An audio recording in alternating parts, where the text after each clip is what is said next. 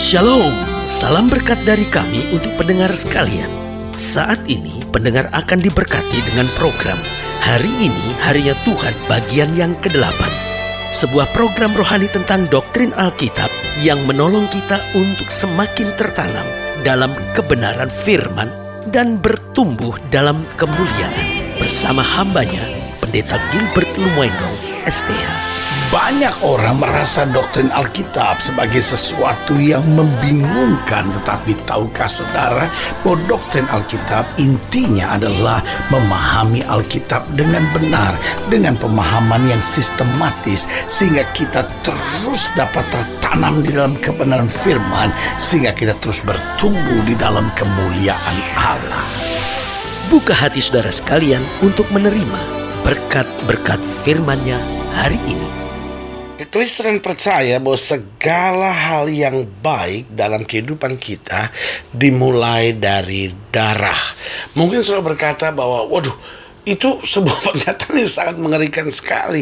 Bagaimana segala sesuatu yang baik itu dimulai dari darah. Nah, saudaraku yang kasih dalam Tuhan, penjelasannya sebetulnya sederhana sekali, bahwa segala sesuatu yang baik yang bisa kita terima karena ada yang berkorban buat kita. Karena dari mulanya Allah rencanakan yang terbaik buat kita. Tapi dosa menyebabkan manusia kehilangan segala-galanya. Manusia kehilangan kemuliaan Allah. Bahkan Alkitab berkata, bukan tangan Tuhan kurang panjang, bukan telinganya gak sanggup dengar, tapi yang menjadi jurang penghambat antara kamu dengan Allahmu, yaitu segala dosamu. Jadi dosa membuat manusia kehilangan segala hak untuk menerima yang baik yang sebenarnya Allah sudah sediakan bagi manusia. Tetapi kemudian Allah mengosongkan diri menjadi sama dengan manusia dan mati bagi manusia, berkorban, curahkan darahnya. Untuk apa? Untuk membayar lunas harga dosa manusia, untuk menyelesaikan semua kutuk dan belenggu, untuk memenuhi segala sesuatu dan membayar lunas segala surat hutang manusia yang telah terjadi akibat dosa, akibat kejahatan, akibat kesalahan manusia. Dan karena itu, oleh darah yang tertumpah itu, kita berhak kembali untuk menerima segala yang baik. Sehingga Alkitab berkata, barang siapa yang percaya kepadanya tidak binasa, melainkan beroleh hidup yang kekal. Itu sebabnya nabi boleh saja banyak, rasul boleh saja banyak, tapi Kristus adalah juru selamat. Nabi hanya manusia, tidak bisa menyelamatkan. Rasul hanya manusia, tidak bisa menyelamatkan. Tapi kita bersyukur Yesus adalah juru selamat. Dia menyelamatkan kita, bukan hanya dari dosa kita, tapi dari segala bahaya, dari segala tipu muslihat iblis, dari segala tekanan kehidupan ini, untuk memberikan kepada kita satu kehidupan yang penuh dengan keselamatan, damai sejahtera. Sehingga kita berkata, kalau kita mencari kerajaan Allah serta kebenarannya, semuanya akan ditambahkan dalam kehidupan kita. Haleluya. Selamat datang dalam program kita hari ini, Harinya Tuhan, sebuah program rohani yang kembali mengingatkan kepada kita betapa pentingnya kita menjadikan firman Tuhan sebagai dasar keseharian hidup kita. Karena selama kita jadikan firman Tuhan sebagai dasar keseharian hidup kita, langkah-langkah ke depan kita penuh dengan kepastian, mujizat, kemenangan, sukacita, dan perkara-perkara yang besar. Haleluya. Dan dalam program ini kita sedang membahas tentang menerima percikan darahnya. Nah, menjadi Kristen bukan sekedar, oh ya, saya menerima Yesus sebagai Tuhan dan Juru Selamat, lalu sekarang saya punya agama baru. Nah, tetapi lebih daripada sekedar itu, bahwa menjadi Kristen berarti kita menerima percikan darahnya. Kita disucikan oleh darahnya, sehingga yang lama sudah berlalu dan yang baru telah terbit. Haleluya. Nah, saudaraku yang kasih dalam Tuhan, dalam program pembahasan ini, kadang kita masuk pada surat Petrus yang pertama. Kita tahu betul bahwa surat ini ditulis oleh seorang rasul yang sangat terkenal, ya kan, di antara ke-12 rasul, yaitu Simon Petrus. Dan surat ini ditulis kira-kira di tahun 61 sampai 67. Dan surat ini juga ditulis untuk menguatkan orang percaya di dalam penderitaan, karena ditegaskan dalam surat ini bahwa penderitaan di muka bumi ini adalah penderitaan yang terbatas, penderitaan yang sementara. Namun kemuliaan yang akan kita terima adalah kemuliaan yang tidak terbatas dan kekal sifatnya.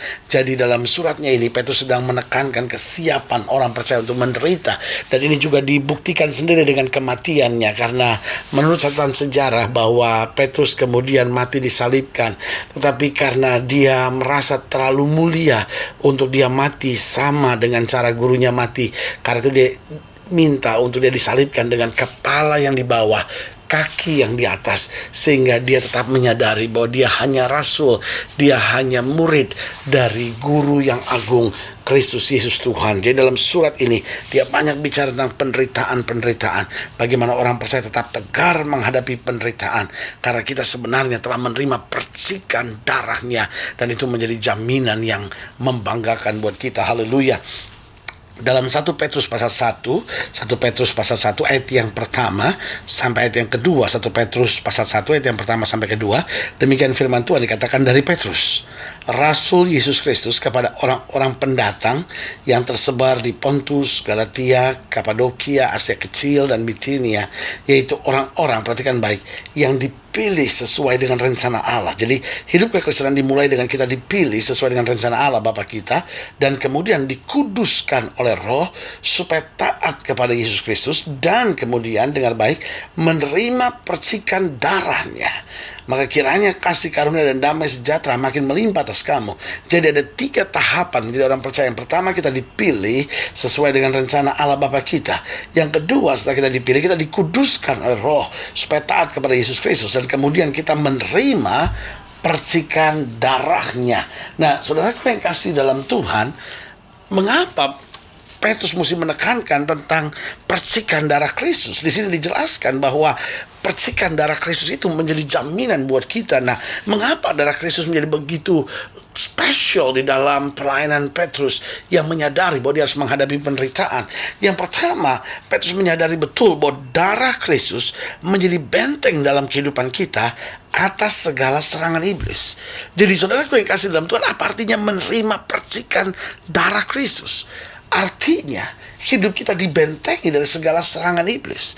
Karena saya percaya bahwa yang membentengi kita dari segala hal yang jahat, yang akan membentengi kita dari segala serangan kegelapan, justru adalah darah Yesus. Makanya doa kita seringkali harus berbunyi, Bapa, bungkus aku dengan darah Kristus. Karena waktu kita dibungkus dengan darah Kristus, tahukah saudara bahwa setan tidak pernah bisa menembus darah Yesus. Nah, orang-orang yang sudah disucikan, orang-orang yang sudah dimurnikan, orang-orang yang sudah dipilih oleh Kristus, maka dia akan dibungkus dengan darahnya. Dan artinya apa?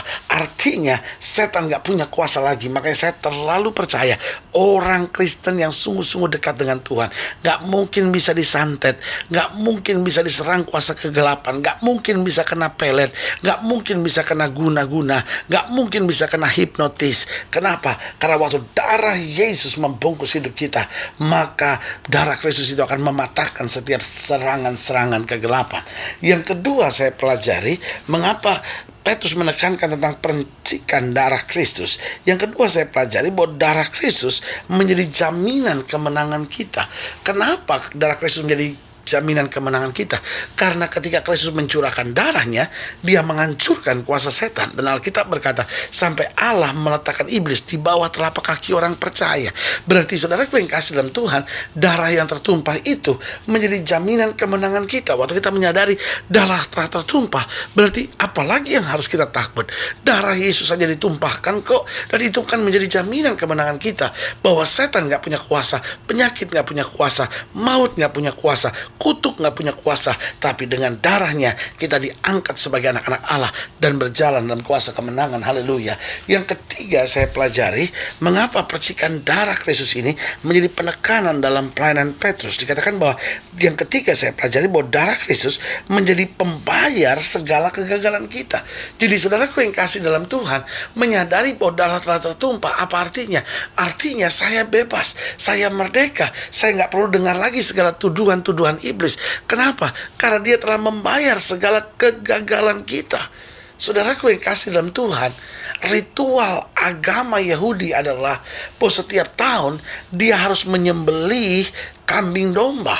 Dan ini mengingatkan pada peristiwa tentang Abraham yang menyembelih Ishak. Sehingga setiap tahun Hari raya itu adalah hari raya di mana mereka mempersembahkan korban. Untuk apa?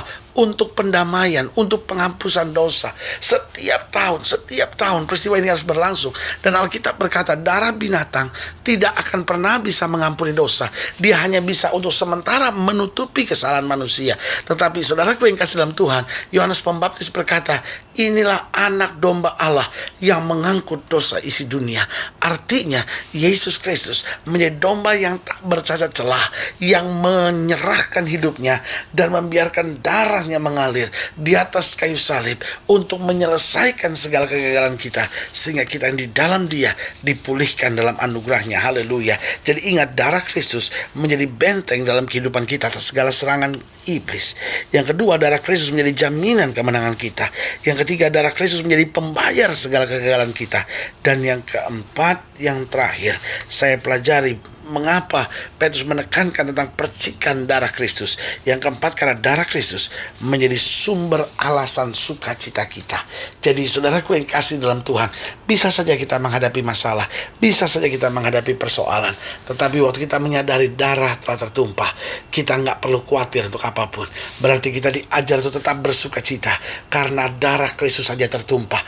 Masa sih hanya untuk tantangan ini aja saya harus bersungut-sungut? Masa sih hanya untuk persoalan ini aja saya harus mundur dari Tuhan, saya harus langgar firman Tuhan, saya harus halalkan segala cara? Kita bilang, Tuhan, cukup apa yang sudah Tuhan berikan bagiku.